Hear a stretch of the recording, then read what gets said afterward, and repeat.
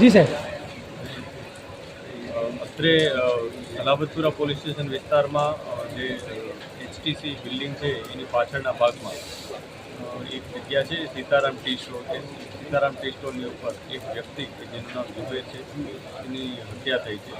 એ હત્યા અનુસંધાને તરત જ એને મેડિકલ ટ્રીટમેન્ટ માટે લઈ જવામાં આવેલ હતો, પરંતુ આજે ડૉક્ટર સાહેબોએ એને મૃત જાહેર કરેલ છે. આ ઝુબેરને કોઈ તીક્ષ્ણ હથિયારના ઘા વડે હત્યા કરેલી હોય એ અત્યારે પ્રાથમિક દ્રષ્ટિએ જણાય છે. પોલીસ જે ભોગ બનનાર છે મરણ એની વિગતવારની તપાસ કરી રહી છે. સાથે સાથે એના સંભવિત જે પણ આરોપી હોઈ શકે એની પણ તપાસ કરી રહી છે. અમે અત્યારે સ્થળની વિઝિટ પણ કરી છે અને જે પણ ડિટેલ મળશે એ મુજબ આગળની કાર્યવાહી કરીશું. પ્રાથમિક તપાસમાં કઈ આપસી રંજીશ હતી?